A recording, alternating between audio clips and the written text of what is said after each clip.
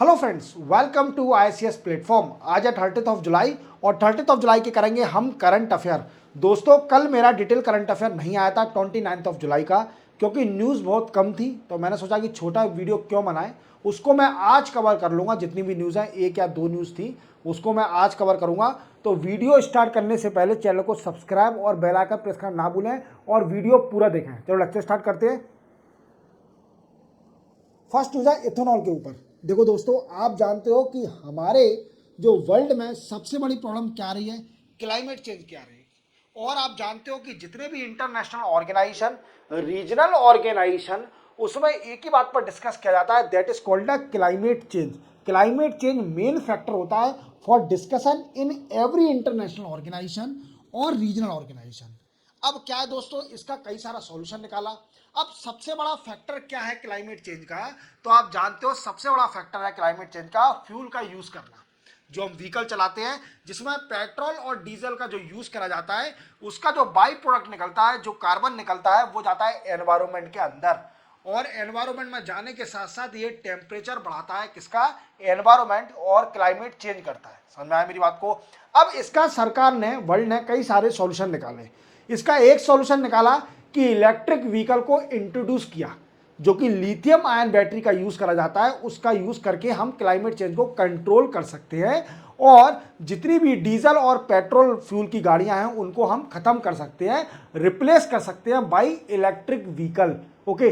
दूसरा इसका सॉल्यूशन निकाला कि हम अगर मानिए इलेक्ट्रिक व्हीकल का इतना प्रोडक्शन नहीं हो पा रहा, तो इसका सबसे बड़ा सॉल्यूशन है हम इथेनॉल का यूज करें। हम क्या करें कि पेट्रोल और डीजल में इथेनॉल और बायोडीजल की ब्लेंडिंग करें, मींस उसमें जोड़ें। तो उससे क्या होगा कि एनवायरमेंट पर इफेक्ट नहीं होगा और कम कार्बन निकलेगा। तो देखो दोस्तों, अब स्टार्ट करते हैं अपन।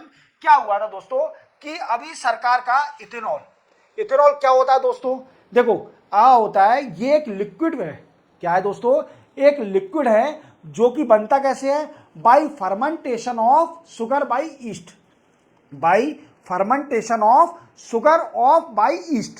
एंड इथेनॉल क्या होता है दोस्तों? एक फ्लेमेबल लिक्विड है, मींस इसको हम पेट्रोल में भी यूज कर सकते हैं, पेट्रोल में भी डाल सकते हैं। और ऐसा सरकार का डिसीजन है, as per the national policy of 2018, उसमें बोला था कि 2030 तक हमें पेट्रोल के अंदर 30%, मींस 30% इथेनॉल का यूज करना है by 2030।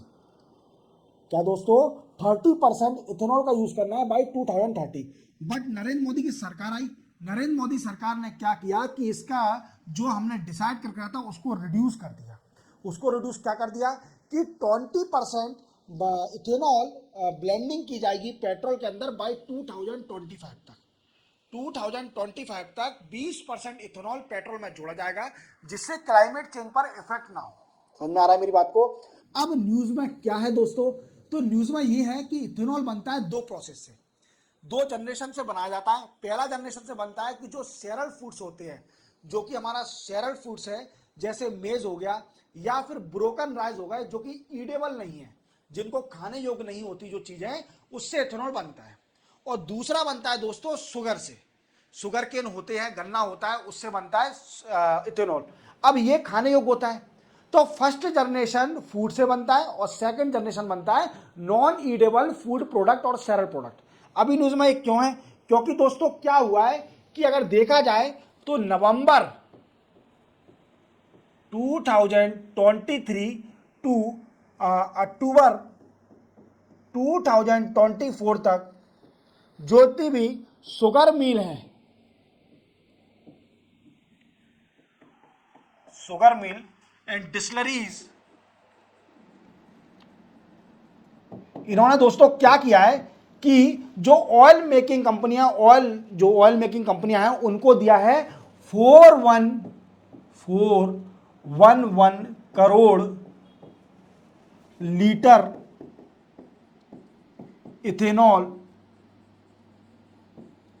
To oil making company. अब जो ऑयल मेकिंग कंपनी है क्या करेंगी इस इथेनॉल का? इस इथेनॉल को ब्लेंडिंग करेंगी पेट्रोल से। समझ में आया मेरी बात को? ब्लेंडिंग करेंगी पेट्रोल से। समझ में आया? और इथेनॉल क्या है? एक फ्यूल है जो कि बनता है कैसे? Fermentation of sugar by east समझ में आया, ये फ्लेमेबल होता है। ठीक है दोस्तों, अब देखो, अब क्या हुआ है कि हमारे इंडिया में पहली बार ऐसा हुआ है कि जो इथेनॉल बना है फ्रॉम सेरल ग्रेन से, उसने ओवरटेक कर दिया शुगर को। ज़्यादातर इथेनॉल हमारी शुगर से बनता था, शुगर केन से बनता था। अब इस बार, इस साल देखा जाए नवंबर 2023 से अक्टूबर 2024 तक जो सेरल ग्रेन से इथेनॉल ज़्यादा बना हुआ है, तो कितना परसेंटेज बना है? 52.7% ऑफ इथेनॉल प्रोड्यूस थ्रू, किससे? Through cereal grains such as, कौन कौन से? सच एज मेज और ब्रोकन नॉन ईडेबल राइस। समझ में आ रहा है मेरी बात को? तो दोस्तों, आप एक बात समझ गए होंगे कि ये क्या है। 411 करोड़ लीटर सप्लाई किया है एक साल के अंदर, और जिसमें 52.7% शेयर सिर्फ ओनली सेरल ग्रेन का है, इथेनॉल का।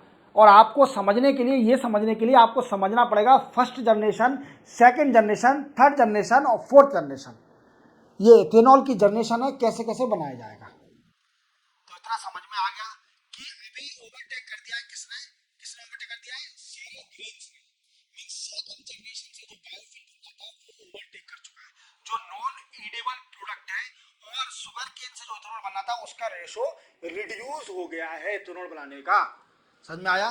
समझ में आया था? अब देखो दोस्तों, क्या है, मैं अब आपको समझा देता हूं कि नेशनल बायोफ्यूल पॉलिसी आई थी 2018 में, नेशनल बायोफ्यूल पॉलिसी आई थी। इसमें क्या किया था दोस्तों कि जनरेशन थी कि इथेनॉल को कैसे कैसे बनाया जाएगा। अब अपन जनरेशन समझेंगे। समझ में आ गया इतनी बात? देखो,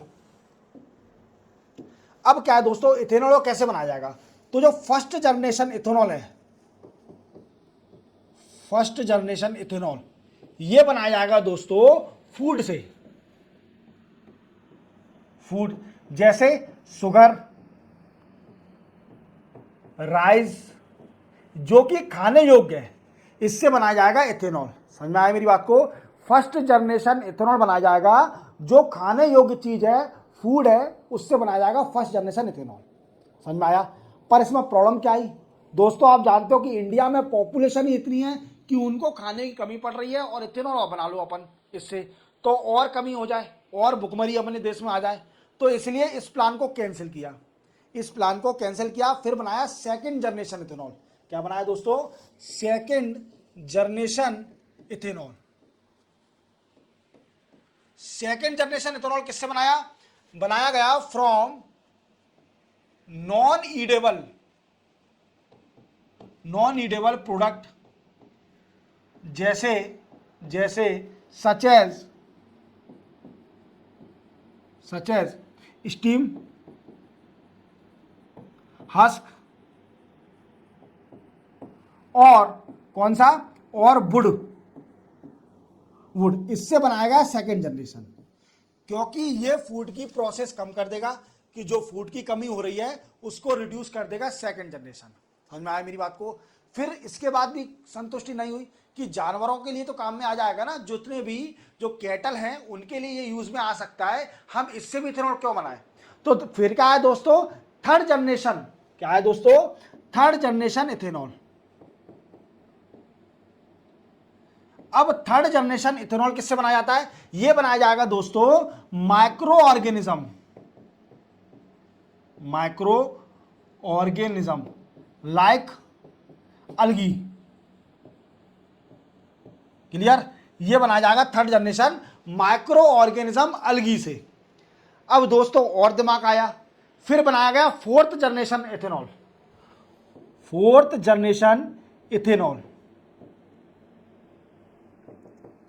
फोर्थ जनरेशन इथेनॉल में क्या किया दोस्तों कि सेकंड जनरेशन इथेनॉल को इससे जोड़ दिया, और क्या बढ़ दिया? Carbon sequestration, carbon storing. मैंने आपको बताया था, मैंने आपको पढ़ाया था कि कार्बन स्टोरिंग क्या है, कि ऐसे पेड़ पौधे लगाना जो कि कार्बन को लेते हैं, जैसे सारे पेड़ पौधे कार्बन को लेते हैं, ऑक्सीजन को छोड़ते हैं, और जो ऐसे पेड़ लगाना जो कि ज़्यादा कार्बन को छोड़ते हैं, ज़्यादा कार्बन को लेते हैं, स्टोर करते हैं अपने अंदर, that is called a fourth generation ethanol. समझ में आया मेरी बात को? इसमें दो प्रोसेस करना है। क्या करना है कि सेकेंड जनरेशन से इथेनॉल बनाना है, और उन प्लांटों से जो कि कार्बन को ज़्यादा स्टोर करते हैं। तो CO2 ज़्यादा स्टोर होगी, और वी कैन से क्लाइमेट में आप जानते हो कार्बन सबसे बड़ा फैक्टर है क्लाइमेट चेंज करने का, तो वो कार्बन स्टोर हो जाएगी, तो उससे क्या बचाव मिलेगा कई सारा। और ये मिला के मतलब सेकेंड जनरेशन को मिला दिया with carbon storing, we can say second generation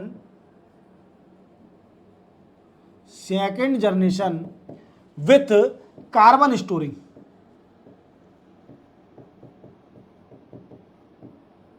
समझ में आ गया इतना?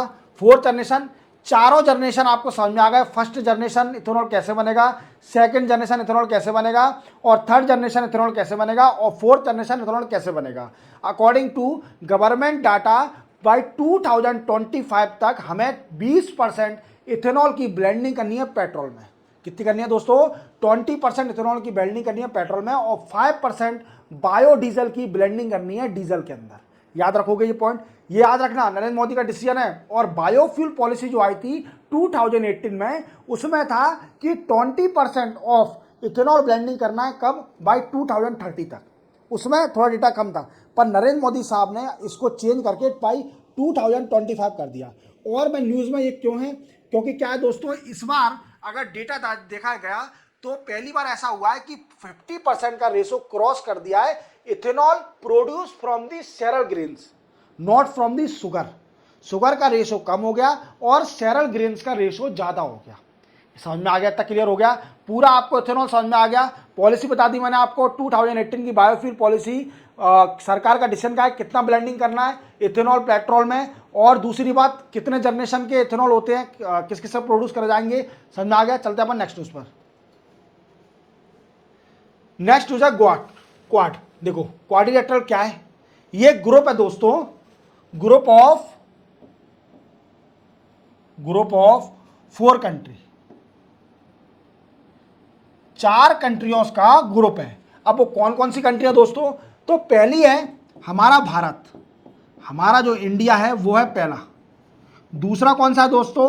USA, America. तीसरा कौन सा है दोस्तों? जापान। और फोर्थ क्या है दोस्तों? Australia. These are 4 country that make the quad. और अभी इसकी मीटिंग चल रही है, फॉरेन मिनिस्टर की मीटिंग चल रही है, foreign minister meeting of quad member in Tokyo. कहां चल रही है दोस्तों? टोक्यो में मीटिंग चल रही है अभी क्वाड की। समझ में आया इतनी बात क्लियर हो गई? क्वाड की मीटिंग चल रही है टोक्यो के अंदर।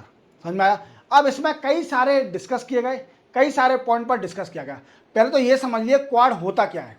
देखो ये ग्रुप बना था 4 ग्रुप का, और इसका मेन मोटिव था कि जो वेस्टर्न पैसिफिक है, वेस्टर्न पैसिफिक उसको फ्री रखना, get free from China dominance. देखो आप जानते हो कि चाइना की पॉलिसी है हर चीज को आगे बढ़ाना, मींस हर चीज पर डोमिनेंस करना। जैसे आप जानते हो कि चाइना का बहुत बड़ा इशू चल रहा है कई सारी कंट्रियों के साथ साउथ चाइना सी के ऊपर, साउथ चाइना सी के ऊपर। और चाइना का ये कहना है कि साउथ चाइना सी, चाइना इस समय मेरा नाम है तो ये मेरी सी है, इसमें कोई नहीं आ सकता, अगर किसी को भी आना है तो उसे रेवेन्यू देना पड़ेगा, ये मेरी है। अब इसी चीज से क्या हुआ, कई सारी कंट्रियां चिढ़ गई। इस चिढ़ने के कारण क्या हुआ, एक क्वाड बना चाइना के एग्रेशन एटीट्यूड को रोकने के लिए। एक क्वाड बना 4 कंट्रियों का, जो कि USA, इंडिया, जापान और ऑस्ट्रेलिया का क्वाड बना। ये क्या करेंगे, और चाइना की एग्रेशन पॉलिसी है उसको कंट्रेरी करेंगी, चाइना की एग्रेशन पॉलिसी को कंट्रेरी करेंगी। अब ये मीटिंग चल रही है, इसमें डिस्कस क्या क्या किया गया। देखो सबसे पहला डिस्कस किया गया कि जो नरेंद्र मोदी साहब हमारे देश के प्रधानमंत्री रशिया गए हुए थे, रशिया पुतिन से मुलाकात करी, और उसी समय अनफॉर्चुनेटली उसी समय नाटो की मीटिंग चल रही थी इन वॉशिंगटन USA। यूएसए में उसी दिन नाटो की मीटिंग चल रही थी यूएसए वॉशिंगटन में। और आप जानते हो कि रशिया और यूक्रेन के ऊपर डिस्कस किया रहा था नाटो वॉशिंगटन में, और यहाँ पर हमारे नरेंद्र मोदी साहब पुतिन से मिल रहे थे। तो इस बात का यूएसए को बड़ा ही गंदा लगा। यूएसए ने बोला कि इंडिया ऐसा कैसे कर सकती है, इंडिया इंक्लाइंड कैसे हो सकती है रशिया की तरफ, even Russia is facing the problem of sanction from the western country. Russia face कर रहा है sanction from the western country, तो अभी इंडिया इससे रिलेशन क्यों बढ़ा रही है। तो फॉरेन मिनिस्टर अभी क्वाड में गए और क्लियर करा कि देखो हमारा कोई भी इंटेंशन नहीं है इस वार में रखना, हम न्यूट्रल रहना चाहते हैं, ना ही हम चाहते हैं यूक्रेन का सपोर्ट करना, ना ही हम चाहते हैं रशिया का सपोर्ट करना, हम हमेशा न्यूट्रल रहना चाहते हैं। जैसे हमारा देश आज़ाद हुआ था उस टाइम भी हम न्यूट्रल थे। नाम जो नॉन अलाइनमेंट मूवमेंट जो स्टार्ट किया था जवाहरलाल नेहरू जो फाउंडर मेंबर थे इसके, तब भी हम न्यूट्रल थे कोल्ड वार में, और आज भी हम न्यूट्रल हैं रशिया और यूक्रेन के बारे में। अब तुम खेलो गेम, हमें खेलने की जरूरत नहीं है, हमें कोई गेम नहीं खेलना है कि हम रशिया को सपोर्ट करें, हथियार दें। यूएसए देखिए आप कितना गंदा कर रही है। यूएसए मैंने आज पढ़ा कि हथियार दे रही है यूक्रेन को हथियार दे रही है, आर्म एंड एमुनिशन दे रही है, तू लड़। अब ये गलत नहीं है, मतलब हमारा देश के प्राइम मिनिस्टर एक मीटिंग के लिए गए, जो बायलैटरल मीटिंग थी उसके लिए चले गए, उनको इतना बुरा लग गया, और तुम आर्म एंड एमुनिशन सप्लाई कर रहे हो यूक्रेन को कि तू लड़, हम तेरे पीछे हैं। ये तो गलत है। ये तो फिर एक तरीके से वो होता है, वो गंदा आदमी जो होता है जो पीछे से भड़काता है कि तू लड़, जो लड़ाई कराता है घरों में, इस तरह का काम कर रहे हो तुम। तुम्हें पीसफुली बात करना चाहिए, दोनों का सॉल्यूशन निपटाना चाहिए। आप आर्म एंड एमुनिशन यूक्रेन को सप्लाई क्यों कर रहे हो, फंड क्यों दे रहे हो, आप लड़ाई क्यों करवा रहे हो, और दूसरी कंट्री पर ब्लेम कर रहे हो कि इंडिया गलत कर रही है, इंडिया को रशिया नहीं जाना था, पुतिन से नहीं मिलना था। चलो ये अपना मैटर नहीं है, ठीक है। अब दूसरा डिस्कस किया गया चाइना के ऊपर। देखो आप जानते हो इंडिया और चाइना का जो LAC है, लाइन ऑफ एक्चुअल कंट्रोल, उस पर कई सारा इशू हो रहा है, लाइन ऑफ एक्चुअल कंट्रोल पर कई सारा इशू है। तो बोला गया यूएसए और सारी कंट्रियों ने कि हम इसको रिजॉल्व करें, तो इंडिया ने एक ही जवाब दिया, देखो हमारा ये पर्सनल मैटर है दोनों कंट्रियों का, और हम बैठ के इसको रिजॉल्व करेंगे, किसी तीसरी थर्ड पार्टी का इन्वॉल्वमेंट हमें नहीं चाहिए, क्योंकि India as a free country, किसी भी कंट्री का सॉवरेन कंट्री हमारी, हम खुद ही इसको रिजॉल्व करेंगे, हम कैपेबल हैं, हम किसी पर डिपेंड नहीं रहेंगे, हमारे इंटरनल मैटर में कोई इंटरफेयर नहीं कर सकता। जैसा कि मैंने आपको बताया था आसियान मीटिंग में, जब लियोस में एस जयशंकर साहब चाइना के फॉरेन मिनिस्टर से मिले जिनका नाम था वेंग यी, तो उन्होंने 3 म्यूचुअल दिए थे। कौन कौन से? म्यूचुअल रिस्पेक्ट, म्यूचुअल इंटरेस्ट और म्यूचुअल स्टेबिलिटी या सस्टेनेबिलिटी। ये तीनों म्यूचुअल पर डिस्कस किया गया। तो क्या है कि हम दोनों मिलकर इसको रिजॉल्व करेंगे, आप बीच में ना पड़े। तो ये हुआ है। अब आपको याद रखना है कि क्वाड की जो मीटिंग है, फॉरेन मिनिस्टर मीटिंग, अभी लेटेस्ट टोक्यो में चल रही है, और इंडिया को अप्रोच भी करा जा रहा है कि आप दूसरी जो फॉरेन मिनिस्टर की मीटिंग है क्वाड की, वो आप खुद होस्ट करो। इंडिया से अप्रोच करा जा रहा है, इंडिया विल होस्ट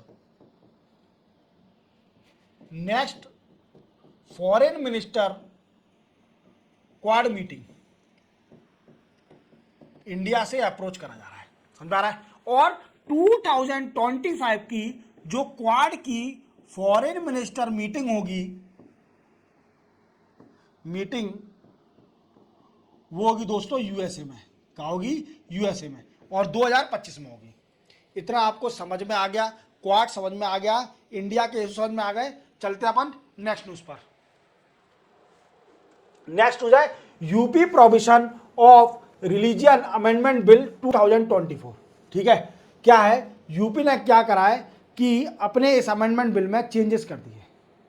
क्या है इसमें? Provision of change of religion, यहां पर चेंज आएगा, provision change of religion amendment bill 2024।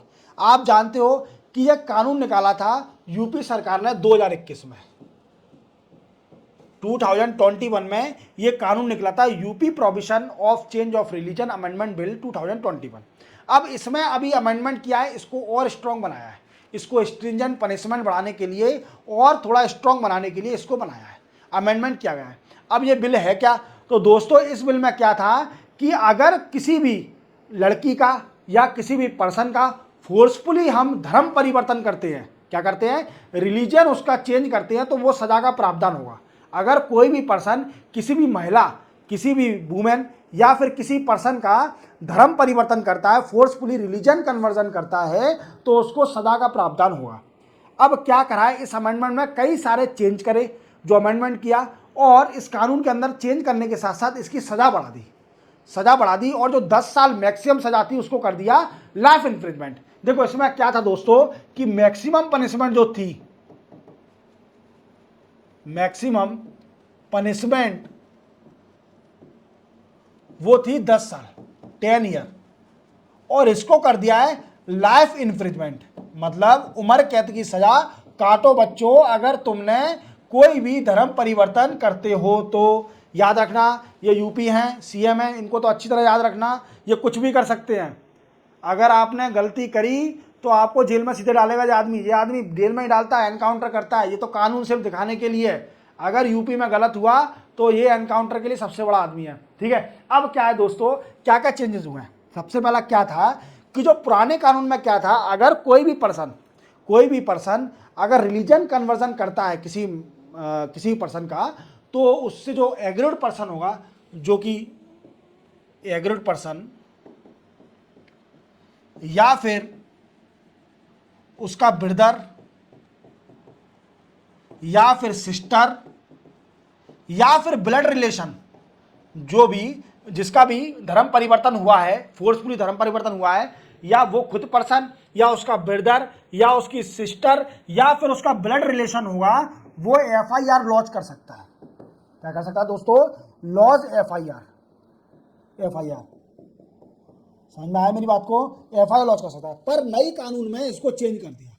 क्या कर दिया दोस्तों, अब ब्रदर सिस्टर और ब्लड रिलेशन को खत्म कर दिया, अब कर दिया एनी पर्सन, कोई भी व्यक्ति एनी पर्सन, एक वर्ड जोड़ दिया।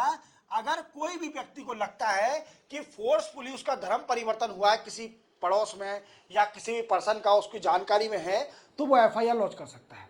क्या कर सकता है दोस्तों, एफआईआर लॉन्च कर सकता है। और इसमें जो सजा है मिनिमम है दोस्तों 20 साल, 20 ईयर की, और मैक्सिमम देखा जाए तो मैक्सिमम है दोस्तों लाइफ इम्प्रिजमेंट। क्या है दोस्तों, लाइफ इम्प्रिजमेंट। समझ लो मेरी बात को कि मैक्सिमम तो लाइफ इम्प्रिजमेंट और 20 साल की मिनिमम आपको सजा तो मिलनी है।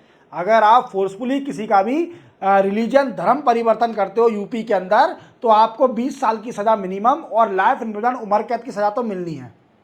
पर मेरी एक बात समझ में नहीं आई कि यार लाइफ इम्प्रिजमेंट तो 14 ईयर का होता है, तो 20 साल कैसे, बताना मेरे को कमेंट सेक्शन में, ठीक है। चलते हैं अपन नेक्स्ट कानून में क्या चेंज हुआ है कि अगर कोई भी person, if any person receive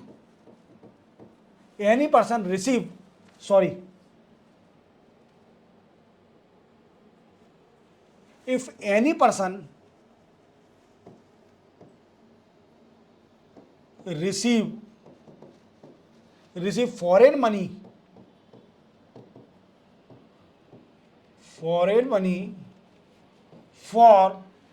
for religion conversion,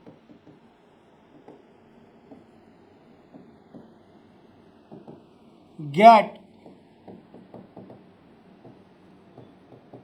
imprisonment 10 year और फाइन 10 लाख। समझ में आया मेरी बात को कि अगर कोई भी पर्सन फॉरेन मनी को रिसीव कर रहा है और वो फॉर रिलीजन कन्वर्जन करने के लिए, तो उसको सजा दी जाएगी मैक्सिमम 10 साल और फाइन 1 लाख रुपीस। समझ में आ गया था आपको। ये कई सारे चेंज हुए हैं इस कानून के अंदर। याद रखना कि UP provision of change of religion amendment bill 2024 में ये चेंज किया गया है। इसको और स्ट्रिक्ट बना दिया और इसको कर दिया कॉग्निजेबल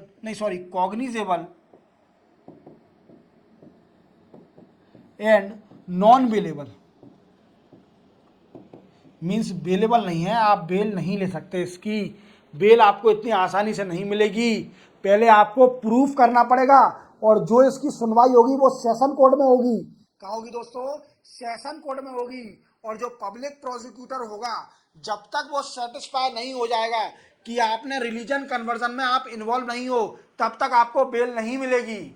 आप जेल में सड़ते रहेंगे, मतलब आप लोग नहीं, जो लोग कर रहा है रिलीजन कन्वर्जन वो लोग, ठीक है। अपने ऊपर मत ले जाना कि सर हमें जेल भेज रहे हैं, हम तो पढ़ने वाले यूपीएससी के स्टूडेंट हैं, हमको ना भेजा जेल, हमें तो पढ़ना है। चलते अपन और न्यूज़ पर आगे। देखो दोस्तों, मैंने आपको कुछ समय पहले एक न्यूज़ बताई थी। क्या बताई थी? कि एक सरकार की स्कीम है समग्र शिक्षा स्कीम। क्या दोस्तों? समग्र शिक्षा स्कीम।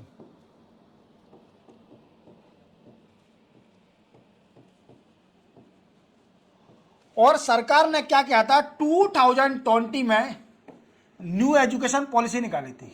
क्या निकाली दोस्तों? 2020 में न्यू एजुकेशन पॉलिसी निकाली थी। अब नई एजुकेशन पॉलिसी क्या हुआ दोस्तों? जो नई एजुकेशन पॉलिसी है उसमें उसके हिसाब से स्कूल बनाना, उसके लिए सरकार ने एक स्कीम स्टार्ट करी थी जिसका नाम है पीएम सीरीज। पीएम सीरीज जिसका फुल फॉर्म है PM school for rising India. क्या स्कीम स्टार्ट करी थी? पीएम सीरीज स्कीम स्टार्ट करी थी। पीएम सीरीज जिसका फुल फॉर्म है, यहां पर लिखा है, बार बार लिखता हूं, PM school for rising India, ठीक है। अब दोस्तों क्या हुआ स्कीम में? इस स्कीम का रेशो था 60-40, मीन 60% सेंटर देगी और 40% स्टेट खुद खर्च करेगी। अब क्या हुआ था दोस्तों कि कई सारी जो स्टेट है वो इस स्कीम को इंप्लीमेंट नहीं कर रही थी। जैसे कि पंजाब, वेस्ट बंगाल और दिल्ली ने मना कर दिया कि हम पीएम श्री स्कीम को हमारी स्टेट में इंप्लीमेंट नहीं करेंगे। तो ठीक है, सरकार ने बोला, सेंट्रल गवर्नमेंट ने बोला ठीक है आप मत करो, कोई दिक्कत नहीं। सरकार ने, जो यूनियन गवर्नमेंट है, उसने क्या किया कि समग्र शिक्षा अभियान का फंड रोक दिया। इन स्टेटों का समग्र शिक्षा अभियान का फंड रोक दिया। इससे ये भड़क गए, अरे ये क्या हो गया, फंड को रोक गया। कई सारी application the ministry of education को, पर सरकार ने इनकी एक नहीं सुनी। देन आफ्टर हार के पंजाब जो स्टेट है उसने बोला कि ठीक है हम तैयार हैं पीएम श्री स्कीम को हमारी स्टेट में लॉन्च करने पर, आप तो बस फंड इशू कर दीजिए, हम कैसे समग्र शिक्षा अभियान को कैसे चलाएंगे, जो कि 3 स्कीम है, जिसमें 3 स्कीम को मर्ज कर दिया था। फॉर प्राइमरी स्कूल की जो स्कीम है सर्व शिक्षा अभियान, दूसरा है सेकेंडरी स्कूल के लिए राष्ट्रीय माध्यमिक शिक्षा अभियान, और तीसरा है फॉर टीचर एजुकेशन के लिए। ये तीनों स्कीम को मर्ज करके समग्र शिक्षा अभियान नाम से स्कीम बनाई, और इसका ही फंड सरकार ने इन स्टेटों में रोक दिया। अब तुम्हें फंड नहीं मिलेगा, तुम ज़्यादा तेज चल रहे हो वेस्ट बंगाल, पंजाब, क्योंकि दोनों में, दिल्ली में और पंजाब में आम आदमी पार्टी और वेस्ट बंगाल में ममता बनर्जी मैम, ये अलग ही चलते हैं। इनका काम है कि ये अपने आप को देश का प्रधानमंत्री समझ रहे हैं कि ये है प्रधानमंत्री, और तो नरेंद्र मोदी साहब तो सीएम ही है गुजरात के। तो सरकार ने बोला कि बेटा इतना मत तुझको, जो तुम्हारा फंड ही रोक देते हम, समग्र शिक्षा अभियान का फंड रोक दिया। तो अकल ठिकाने आ गई, और पंजाब ने बोला कि ठीक है हम तो राजी हैं, आप तो फंड दे दो। फंड इशू हो गया है, और यही न्यूज़ थी, मैंने आपको पिछली बार बताई थी कि पीएम श्री स्कीम जैसे न्यू एजुकेशन पॉलिसी की रिक्वायरमेंट है, उसके हिसाब से स्कूल को बनाना। समझ में आ रहा है मेरी बात को? चलते अपन नेक्स्ट न्यूज़ पर। नेक्स्ट न्यूज़ है कोरोनिल टैबलेट। इनको तो आप जानते होंगे, ये देखो कितनी दमदार बॉडी लग रही है इनकी। ये बॉडी नहीं, ये बॉडी बनाई है खूब पैसा कमा के। ये टाइकून बन गए थे, बिजनेस टाइकून। इनको बिजनेस टाइकून के नाम से जानने लगे थे लोग बाग, कि पतंजलि के राम बाबा, जो रामदेव बाबा हैं, वो बिजनेस टाइकून बन गए हैं। अब योगा तो छोड़ो, ये योगा कहीं कराते ही नहीं है, ये बिजनेस टाइकून बन गए हैं। तो मैं तो देखता नहीं उनका योगा कहीं प्रोग्राम चल रहा है या चल रहा है, नहीं चल रहा, पर ये बिजनेस टाइकून जरूर बन गए। अब इन्होंने क्या किया, कोरोना के टाइम बड़ा ही अजीबोगरीब काम किया, जिसको हम बोलते हैं मिसलीडिंग एडवर्टाइजमेंट। क्या होता है मिसलीडिंग एडवर्टाइजमेंट? कि लोगों को मिसलीड करना, गलत इन्फॉर्मेशन देना एडवर्टाइजमेंट, कि इससे आपके बाल आ जाएंगे, इससे आपके कोरोना की जो बीमारी है वो सही हो जाएगी। हमने एक टैबलेट निकाली है, पतंजलि ने बोला कि कोरोना के टाइम एक टैबलेट निकाले जिसका नाम है कोरोनिल टैबलेट। इससे आपको कोरोना, जो कोविड-19 आया था, इससे आप सही हो जाओगे। कोरोनिल टैबलेट खाइए और आप सही हो जाओगे। समझ में आ रहा है मेरी बात को? ये कई सारा केस भी हुआ है इनके ऊपर, और ये कोरोना नहीं, इन्हें कई सारे वादे किए थे, जो इनके पतंजलि के प्रोडक्ट थे आयुर्वेदिक प्रोडक्ट, उसमें कई सारे वादे किए, एडवर्टाइजमेंट किया कि इससे ये होगा, ये होगा, वो होगा, वो कई सारे सब मतलब अधिकतर झूठे ही थे जो भी थे। अब एक टैबलेट का इशू आया, कोरोनिल टैबलेट, ये पतंजलि की टैबलेट थी, कोरोना के टाइम आई थी, बोला था कोरोना से इससे निजात पाया जाएगा। हमने रिसर्च कर ली है, कोरोना से आप बचाओगे कोरोनिल टैबलेट खाओगे तो। बट क्या हुआ, हाईकोर्ट ने, दिल्ली हाईकोर्ट ने डिसीजन दिया था, दिल्ली हाईकोर्ट ने क्या हुआ कि मिसलीडिंग एडवर्टाइज के कारण जो हमारी जो इंडियन मेडिकल कमीशन है वो बड़ी परेशान हो गई। क्या हो गई, Indian council of medical research और नेशनल मेडिकल कमीशन बड़ी परेशान हो गई कि यार हम इतनी मेहनत करके रिसर्च करके हम एक एक दवाई बनाते हैं और ये आते हैं सीधे एडवर्टाइज करके झूठी झाटी दवाइयाँ बना देते हैं और बोल देते हैं कि ये कोरोना से निजात पाएगा। पर ऐसा नहीं, एक पेटिशन लगाई गई। देन आफ्टर इनसे बोला गया कि जो आपने कोरोनिल टैबलेट के जितने भी एडवर्टाइज चलाए हैं फेसबुक, ट्विटर, इंस्टाग्राम और आपके चैनलों पर चल रहे हैं उनको जल्दी जल्दी रिमूव किया जाए। दिल्ली हाईकोर्ट ने बोला कि जो भी फर्जी मिसलीडिंग एडवर्टाइजमेंट है कोरोनिल टैबलेट के रिलेटेड कि कोरोना से इससे निजात पाया जाएगा, उसको जल्दी रिमूव करा जाए फ्रॉम द इंटरनेट। समझ में आया? तो जो बाबदेव बाबा है उनको अच्छी फटकार लगी हुई है, तो याद रखना कोरोनिल टैबलेट का नाम। ठीक है, चलते हैं अपन नेक्स्ट न्यूज पर। नेक्स्ट न्यूज है बिहार रिजर्वेशन। देखो मैंने आपको पिछले लेक्चर में बताया था, कई लेक्चर में बताया कि बिहार सरकार ने क्या किया है कि रिजर्वेशन को बढ़ा दिया है। रिजर्वेशन को बढ़ा दिया था कितना कि आप जानते हो कि 50% रिजर्वेशन की सीलिंग है, 50% रिजर्वेशन आप ज़्यादा नहीं कर सकते। According to the Indira Sawhney case, Indira Sawhney case के हिसाब से आप सुप्रीम कोर्ट का जो इंदिरा साहनी केस था उसमें 50% ही रिजर्वेशन हो सकता है, इससे ज़्यादा नहीं कर सकते। पर बिहार सरकार ने क्या किया, इसको कर दिया 65%, मीन्स 15% रिजर्वेशन बढ़ा दिया। और इसकी पेटिशन लग गई किसमें, पटना हाईकोर्ट में इसकी पेटिशन लग गई, पटना हाईकोर्ट में इसकी पेटिशन लग गई। अब पेटिशन लगने के साथ साथ क्या हुआ कि इसको वीकेंड से स्टक डाउन कर दिया और इस रिजर्वेशन एनहांसमेंट को वीकेंड से रोक दिया कि आप नहीं बढ़ा सकते, पटना हाईकोर्ट ने। पर नीतीश कुमार जी माने नहीं, नीतीश कुमार जी गए सुप्रीम कोर्ट, हम सुप्रीम कोर्ट में जाएंगे और पटना हाईकोर्ट का स्टे लेके आएंगे। इनको बड़ी उम्मीद थी कि सुप्रीम कोर्ट तो दे देगी, पर इनको ये नहीं पता कि जो हाईकोर्ट डिसीजन दे रही है पटना हाईकोर्ट, वो सुप्रीम कोर्ट के डिसीजन को ही देख के आपको डिसीजन दिया है, ना कि बकवास हाईकोर्ट का डिसीजन दिया है कि बकवास कोई सरकार का डिसीजन है उसके हिसाब से दिया है। जो हाईकोर्ट का डिसीजन है, सुप्रीम कोर्ट का डिसीजन है, जितने भी आप जानते हो कि हाईकोर्ट और सुप्रीम कोर्ट के डिसीजन हमेशा स्ट्रांग रहते हैं, हमेशा इतने अच्छे डिसीजन रहते हैं कि favour welfare for the high court हो, किसी भी हाईकोर्ट में जाइए आप, बड़े ज़बरदस्त डिसीजन, बड़ा अच्छा लगता है पढ़ते हुए। सुप्रीम कोर्ट के डिसीजन तो और रिलीवेंट होते हैं। तो सुप्रीम कोर्ट के डिसीजन था इंदिरा साहनी केस, आप वहीं पहुंच गए, आप वहीं पहुंचे हो, तो वहाँ भी उसको स्टे लगाने रिजेक्ट कर दिया कि हम पटना हाईकोर्ट के डिसीजन पर स्टे नहीं लगा सकते, आप ऐसा नहीं कर सकते, आप रिजर्वेशन नहीं बढ़ा सकते। अब नीतीश कुमार की बेइज्जती हो गई। नीतीश कुमार जी बोले कि नहीं ठीक है, हम सेंट्रल गवर्नमेंट से रिक्वेस्ट करेंगे कि इसको 9th शेड्यूल में डाल दिया जाए, इसको 9th शेड्यूल ऑफ कॉन्स्टिट्यूशन में डाल दिया जाए। और 9th शेड्यूल ऑफ कॉन्स्टिट्यूशन में जो भी कानून आ जाता है वो फ्री हो जाता है फ्रॉम जुडिशियल रिव्यू, उसमें जुडिशियल रिव्यू नहीं ले सकते।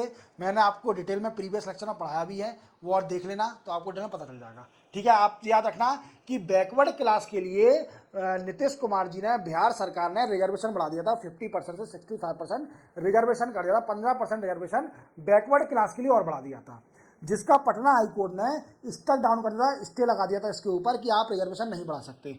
फिर then after Nitish Kumar ji supreme court गए कि इस स्टे लेने के लिए कि इस पर अपन को स्टे मिल जाए जो पटना हाई कोर्ट का है, तो वो स्टे नहीं मिला, स्टे रिजेक्ट कर दिया सुप्रीम कोर्ट ने। अब नीतीश कुमार जी कह रहे हैं कि इसको हम 9th शेड्यूल में डालेंगे, जिससे क्या होगा, ये फ्री हो जाएगा from judicial review, central government से बात करके। अब देखते हैं क्या होता है, चलते हैं अपन नेक्स्ट न्यूज पर। नेक्स्ट न्यूज है डिफेंस अप्रूवल कमेटी। देखो डिफेंस एक्विजिशन कमेटी क्या है दोस्तों, देखो आप जानते हो डिफेंस मिनिस्ट्री है। डिफेंस मिनिस्ट्री क्या कर रही है कि इसने क्या करा है, 31 AMQ-9B अनमेन्ड एरियल व्हीकल को अप्रूव कर दिया। क्या कर दिया है, अप्रूव कर दिया है। इसका एक्विजिशन करेंगे, क्या करेंगे, इसका एक्विजिशन करेंगे। 31 AMQ-9B UAV unmanned aerial vehicle का एक्विजिशन करेंगे। आप देख पा रहे होंगे ये है अनमेन्ड एरियल व्हीकल AMQ-9B, और कहां से, फ्रॉम यूएसए से। समझ में आया? मैंने आपको बताया था जैक सुलिवन आए थे हमारे इंडिया में, जैक सुलिवन जी आए थे, तो ये इसके ऊपर भी डिस्कस हुआ था AMQ-9B अप्रूवल के लिए। किसके लिए? AMQ-9B अप्रूवल के लिए, अनमेड एरियल व्हीकल के लिए, इसके लिए भी डिस्कस किया गया था। अब इंडिया ने अप्रूव कर दिया है, मींस डिफेंस एक्विजिशन कमेटी ने, काउंसिल ने अप्रूव कर दिया है कि हम 31 AMQ-9B अनमेड एरियल व्हीकल को इंपोर्ट करेंगे फ्रॉम USA। अब ये होता क्या है? तो आप जानते हो कि अनमेड एरियल व्हीकल ड्रोन होते हैं, ड्रोन जैसे हो गया जिसको पायलट नहीं चलाते, जिसको पायलट जो कि रिमोटली चलता है, अनमेड एरियल व्हीकल। और ये क्या है? एक हाई एल्टीट्यूड लॉन्ग एंडुरेंस है, मींस हाई एल्टीट्यूड